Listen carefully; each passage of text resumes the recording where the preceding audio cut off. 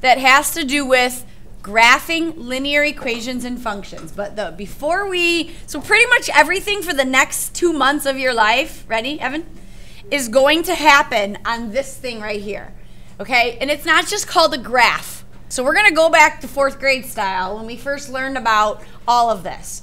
So does anybody know what this is called as a whole? Christopher? This is called a coordinate plane. So why don't you go ahead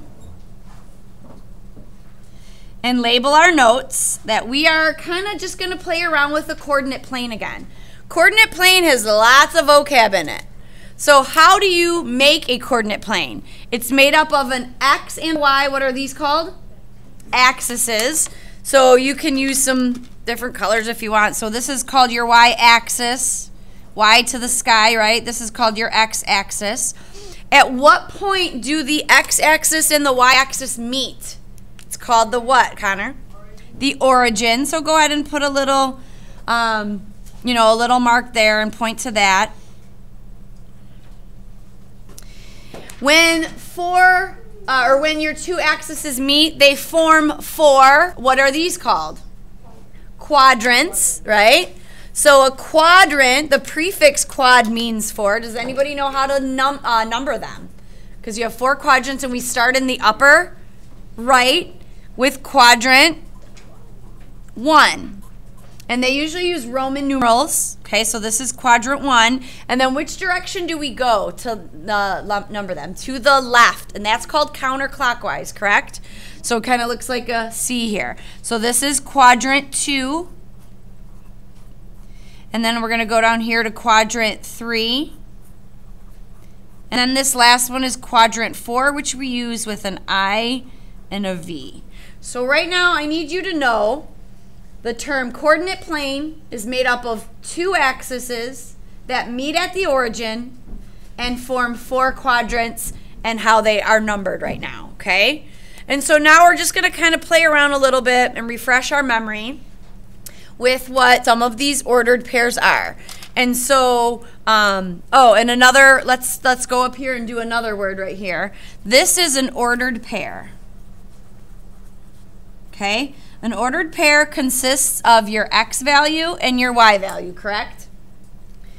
And the biggest problem with ordered pairs is kids get them mixed up and backwards, all right? So your X value controls your horizontal movement, because that's the direction that your X-axis moves in, right? So a nice way to do this would be that first number in the parentheses controls that direction.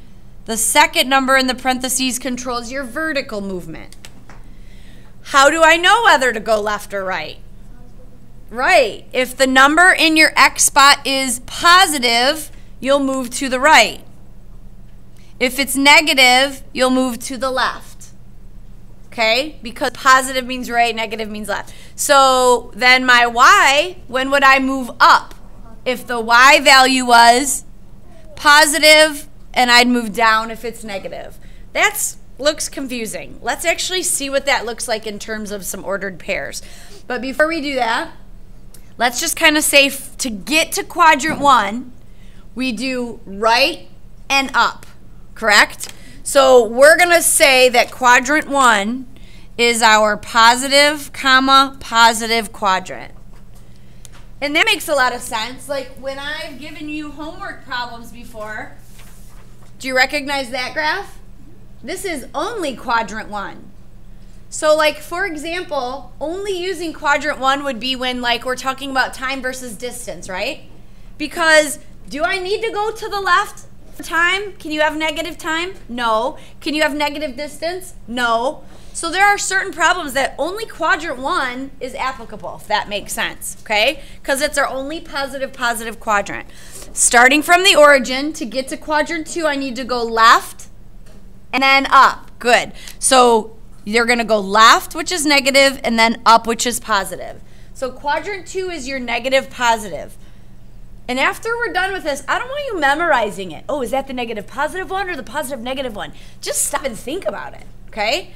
So to get to quadrant 3, not only do I need to go left, but I also need to go down. So this is my negative quadrant, which, by the way, it's the opposite of this. which then means to get to my quadrant 4 from the origin, I go right and down. So this is my positive, negative. So now, that's kind of your getting to know your coordinate plane again. So now on the graph next to it, I'm going to do two things. I'm either going to give you the ordered pairs and ask you to plot them, or I'm going to plot a point and ask you to read the ordered pairs. Are we good with that? So I want you to put a point. Go ahead and put one right here. Just one over from the 4. Let's put one right here. You can just kind of follow them, kind of like Battleship, right? Let's put one here. So at the -7 and the -2, let's put one here at -4 and 2. And then let's do these little pesky ones on each axis. And if you're going to get any of them confused, I guarantee it's probably going to be those ones that are sitting on an axis. If it's sitting on an axis, is it part of any quadrant? No. Somebody said, well, your orange is kind of like it's a little bit into quadrant 2 and quadrant 3. Yeah, I know, but that's just because this marker's fat or whatever. It is on the axis. It is not part of any quadrant. So let's label them. So what would this one be? From the origin, I'm going to go 1 to the right and 4 up. So that's going to be what? 1, 4. Okay, let's save the orange ones for last. How do I get to this one? 2 to the left and 2 up. So this one's going to be -2, +2. This one is 7 to the left and 2 down. Ben? Oh, I did. Yes, thank you. Whoop, 3. Looked like a 2. So -3, +2. Thank you. This one is -7 and down 2 is -2. It's matching that.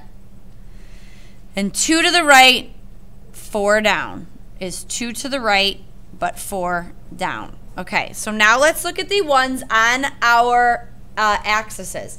Here's a big hint. If it's on an axis, one of your coordinates is going to be 0, right? I want you to think about this. So for this one right here, my horizontal movement moved me 2 to the left of this y-axis. But am I moving up or down off of that x-axis at all? No. So what's my vertical movement? A big fat 0. So is this -2, 0 or 0, -2? -2, 0. So that's kind of weird. This is going to come into play later. If it's on the x-axis, y is 0. Which would mean if it's on the y-axis, then your x will be 0. Meaning you're not moving horizontally at all. So what's the name of that point right there? 0, 6. Awesome. Okay. Good with that? You're going to have to do that. And now we're going to go backwards. I'm going to give you some points, and actually people think this is easier. I'm going to give you some points, and you have to plot them. So I'm going to give you an A, a B, a C, and a D. Now I'm going to say plot 4, -2, and put an A next to it. Plot 0, 5, and put a B next to it. -1, -2, and -3, 0. Go. Try that. Try plotting those 4 points right now. And you don't really need to label it with the actual ordered pairs. Just put the A or B or C.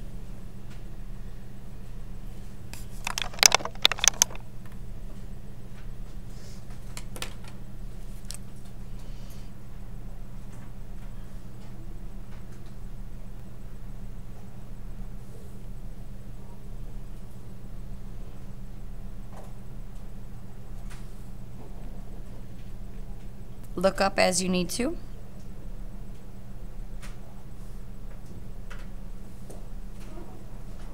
Okay, how are we on that?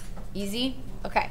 So we are learning our way around this. So now if there was like a thinking problem, if I were to say to you, I have 2 points. The first point is point A, and it's -3, +4. And point B is positive 2, positive 4. Give me 2 other points that if you were to connect the 4 of them, it would make a square. So, I'm going to say that again. If these 2 points are given, what 2 additional points could you also plot that when you connect all 4 of them, it forms a square? Okay? So I'll give you a minute to just kind of think about that. Where do you have to start with, though? What do you have to do first? Plot those 2 points, right?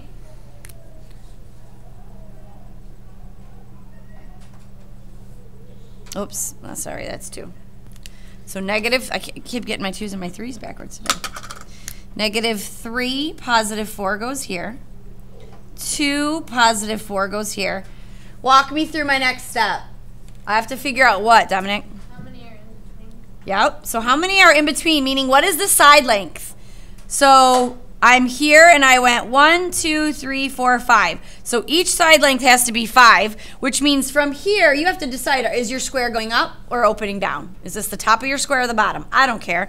Instinctively, I just go down. 1, 2, 3, 4, 5. 1, 2, 3, 4, 5. I'm going to make sure it's also 5 over. I'm going to draw my square and I'm almost done. Label that. It doesn't look like a square because it's not centered. But if each of your things is 1, 2, 3, 4, 5, 1, 2, 3, 4, 5, you're good. Okay? So now the new points that I would need to add would be point C, which is negative 3, negative 1, and positive 2, negative 1. Okay? Then they might get fancy and say, find the area of that square. Area of a square is just taking one of the sides and squaring it. So what would the area be, Ben? 25. Good. 25 units squared. We don't know. These are centimeters, whatever. Okay. What would the perimeter be? How many sides are on a square? 4. If I know the side length of 1, don't I just add them all up? So what would the perimeter be? 20. Good. Units. Perimeter is not squared. Okay, so that's kind of like your application problem with that. Is that good so far? Okay, so part 2 of this